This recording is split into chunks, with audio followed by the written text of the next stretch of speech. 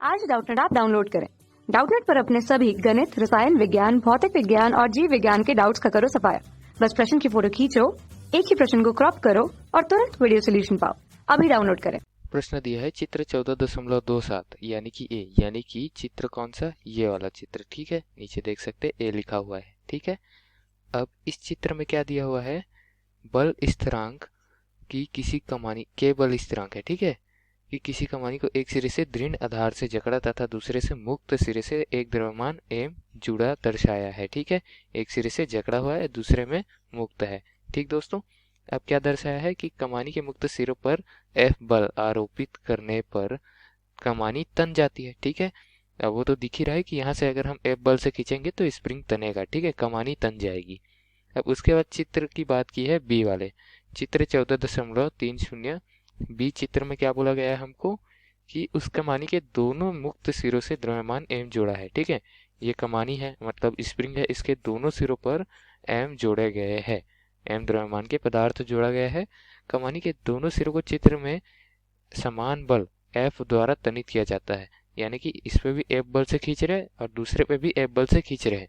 खींच रहे का क्या मतलब है कि दोनों विपरीत दिशा पर खींचेंगे। ठीक है, विपरीत दिशा पर बल लगाएंगे तभी तो खींचाएगा। ठीक, अब प्रश्न यहाँ से शुरू होता है कि दोनों प्रकरणों में कमानी का अधिकतम विस्तार क्या है, और बी में यदि ए का द्रव्यमान बी के दोनों द्रव्यमान को मुक्त छोड़ दिया जाए तो प्रत्येक प्रकरण में दोलन का आवर्तकाल ज्ञात कीजिए। ठीक है, तो ये ए चित्र और बी चित्र हमको दिए गए हैं। हमको ए भाग में क्या करना है, प्रत्येक में अधिकतम विस्तार निकालना है ए और बी चित्र के लिए, और बी भाग में क्या करना है, ए व बी दोनों चित्र के लिए हमको दोलन का आवर्तकाल ज्ञात करना है। ठीक है दोस्तों, अब स्प्रिंग का हम देख लेते हैं क्या होता है स्प्रिंग में, मतलब कमानी में, कि एक जगह से अगर हम बल लगाते हैं किसी एक जगह से, तो अगर दूसरा जगह मुक्त हो तो दूसरा जगह बल लगाने से विस्तार नहीं होगा। मतलब बल लगाने से क्या होता है, इसकी जो लंबाई है एल वो फैल कर क्या हो जाती है, एल धन एक्स हो जाती है। अगर एक्स लंबाई तक ये फैल रहा है कुछ इस तरीके से तो, लेकिन दोस्तों अगर इसको मैं खुला छोड़ दूं तो ये फैलेगा नहीं, एक्स नहीं होगा। इसको जितना आगे बढ़ाऊंगा उतना ये भी आगे बढ़ जाएगा। इसको मुझे एक जगह पर दृढ़ करना पड़ेगा। ठीक है, जकड़ना पड़ेगा ताकि ये स्थिर रहे, और इसको आगे खींचूं तो ये लंबाई में वृद्धि हो जाए, और लंबाई में वृद्धि होती है उसको हम एक्स बोलते, विस्तार बोलते। ठीक है, उसी का मान ज्ञात करना है कितना विस्तार होगा। अब इस स्थिति में मैंने तो जकड़ा हुआ है, दूसरी स्थिति में जकड़ा नहीं है, मुक्त है। नहीं, मुक्त भी नहीं है। दूसरी स्थिति में मुक्त रह सकता है, लेकिन मुक्त के साथ हमने एक एम द्रव्यमान का पिंड यहाँ पर संलग्न किया हुआ है दूसरे सिरे पर। ठीक है, अगर इसको पहला सिरा मान ले, अगर इसको पहला सिरा मान ले तो ये दूसरा सिरा हो जाएगा। मतलब हम किसी को भी पहला सिरा माने, दूसरा सिरा एम द्रव्यमान के पिंड के साथ, यानी समान द्रव्यमान वाले पिंड के साथ जकड़ा हुआ है, यानी कि दृढ़ है। तो ए और बी दोनों ही स्थिति समान है। ठीक है, ए व बी दोनों चित्र की स्थिति में एक सिरा जकड़ा हुआ है। जकड़ा हुआ है बोलना सही नहीं रहेगा क्योंकि जकड़ा हुआ सिर्फ ए पर है। ठीक है, लेकिन हमने माना है कि बी पर भी जकड़ा हुआ है। क्यों दोस्तों, क्योंकि बी पर क्या हो रहा है, एम द्रव्यमान का पिंड लगा हुआ है जिसको हम जकड़ा हुआ मान सकते हैं। तो यहाँ पर क्या होगा, यहाँ पर जकड़ा हुआ है तो एक्स जो होगा वो यहाँ विस्थापन होगा। ठीक है, विस्थापन यानी विस्तार होगा, और वो क्या होता है, एफ बटे के। कहाँ से आया ये, क्योंकि हम जानते हैं जो बल लगाते हैं ना, हम बल के सूत्र से इसको दर्शा सकते हैं। हमको ए भाग हल करना है, ए भाग मतलब ये प्रश्न का ए भाग। ठीक है, कमानी का अधिकतम विस्तार, विस्तार निकालना है हमको, तो हम बल का सूत्र लगाएंगे। हम देखते हैं बल बराबर क्या होता है, किसी स्प्रिंग या किसी कमानी में बल बराबर होता है बल नियतांक, जिसको हम कैसे प्रदर्शित करते हैं, गुना दूरी, या फिर विस्तार बोल सकते हैं उसको। ठीक है, हमको विस्तार का मान ज्ञात करना है तो हम इसको विस्तार लिख देते हैं। ठीक है दोस्तों, अब यहाँ से विस्तार का मान हम आसानी से ज्ञात कर सकते हैं, इस के को इस बल के नीचे पर लिख देंगे ऐसा कुछ।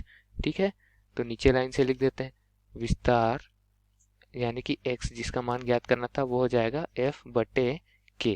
ठीक है, तो यही हमारा प्रश्न के पहले भाग का उत्तर है। ठीक है दोस्तों, और दोनों स्थितियों के लिए है, क्यों है हमने लिखा नहीं है, हमने आपको बता दिया है। ठीक है, अब बी भाग में देखेंगे तो बी भाग में हमको आवर्तकाल ज्ञात करने बोला है प्रत्येक दोलन का। ठीक है, तो आवर्तकाल कैसे ज्ञात करेंगे, हम आवर्तकाल निकालने के लिए देखते हैं पहले कि बल कौन सा लग रहा है। तो इनमें लगेगा प्रत्यानयन बल, अगर खींचेंगे उस दिशा पर। ठीक है, जिस दिशा पर खींचेंगे तो यहाँ रिस्टोरिंग फोर्स लगेगा, जिसको हम बोलते हैं प्रत्यानयन बल।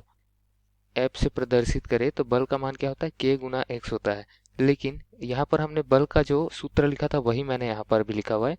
अगर हम देखें तो बल हम लगा रहे हैं इस दिशा पर, लेकिन कमानी खींच रही है इस दिशा पर, और उस पर जो प्रत्यानयन बल होगा वो इस दिशा पर कार्य करने का प्रयास करेगा। ठीक है, मतलब विपरीत दिशा पर होगा, तो इसको हम क्या लिख सकते हैं, ऋण के x लिख सकते हैं। ठीक है, अब यहाँ से देखें तो k क्या है, नियतांक है, स्प्रिंग नियतांक नाम है इसका, ये नियत राशि है। तो यहाँ से बल जो है वो विस्थापन के ऋणात्मक दिशा के साथ अनुक्रमानुपाती हो जाती है। अतः हम क्या कह सकते हैं, जितना बल लगाएंगे उतना विपरीत दिशा पर ये विस्थापित हो जाएगा।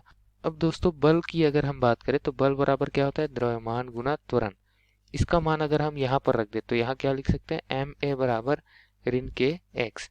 अब जैसा कि मैंने इसको बताया था नियतांक, द्रव्यमान भी क्या है, नियत राशि हो जाएगी। अब जैसे कि बल यहाँ पर अनुक्रमानुपाती था ऋणात्मक एक्स से, वैसे यहाँ त्वरण भी हो जाएगा अनुक्रमानुपाती ऋणात्मक एक्स से। ठीक है, अब जितना हम त्वरण लगाएंगे उसकी विपरीत दिशा पर यहाँ पर विस्थापन हो जाएगा। ठीक है दोस्तों, तो इस हिसाब से हम क्या बोल सकते हैं कि जो गति होगी वो हो जाएगी हमारी सरल आवर्त गति। ये हमने कहाँ से बोला, ऊपर एक समीकरण हमने लाया है वहां से। ठीक है, तो सरल आवर्त गति करेगा, और सरल आवर्त गति के लिए हम सूत्र क्या जानते हैं वो भी लिख देते हैं। आवर्त काल का सूत्र होता है सरल आवर्त गति के लिए 2 पाई, वर्गमूल के अंदर रहता है विस्थापन बटे त्वरण। विस्थापन और त्वरण को किस राशि से यहाँ पर दर्शाते हैं, किस शब्दों से, वो भी लिख देते हैं। विस्थापन को x से दर्शा रहे हैं और त्वरण को दर्शा रहे हैं यहाँ पर a से। ठीक है, अब x बटे a का मान हमको ज्ञात करना है। ठीक है दोस्तों, अब यहाँ हम दिशा नहीं देखते, ऋणात्मक विस्थापन या धनात्मक विस्थापन, हम समय में दिशा नहीं देखते, हम समय में सिर्फ हम मान निकालते हैं। तो x बटे a का मान चाहिए, हम इस सूत्र से निकाल सकते हैं। x बटे a मतलब इस a को x के बटे में लाऊं तो दूसरी जगह राशि क्या बचेगी, m बटे k। ठीक है, कुछ इस तरीके से देख सकते हैं, m बटे k बराबर x बटे a लिख सकते हैं ये दिए गए समीकरण को। इस समीकरण से हमने ये समीकरण लाया है।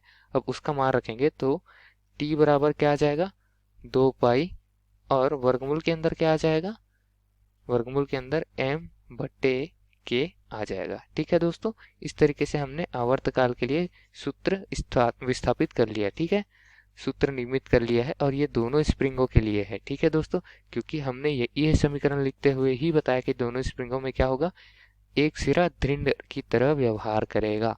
ठीक है, तो प्रत्येक प्रकरण में दोलन का आवर्तकाल हमने नीचे लिख दिया है। यही उत्तर है दिए गए प्रश्न के लिए दोस्तों। धन्यवाद।